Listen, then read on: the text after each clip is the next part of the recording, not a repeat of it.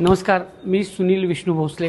मी पलूस तालुक्यातील धनगाव येथील रहिवासी असून साधारणपणे मी 2009 पासून सेंद्रिय शेती करतो आहे. अलीकडेच महाराष्ट्र शासनानं अहिल्यादेवी होळकर जी कर्जमुक्ती अभियान सुरू केलेलं आहे, तर त्याचा खूप शेतकऱ्यांना फायदा होणार आहे. एकूणच बघायला गेलं तर अलीकडच्या काळातल्या आलेली वारंवार संकट आणि त्यामुळे शेतीच्या ज्या कर्जा शेतकऱ्यांनी घेतलेल्या आहेत, तर त्यामध्ये दिलासा देण्यासाठी हा खूप उपयुक्त ठरणार आहे.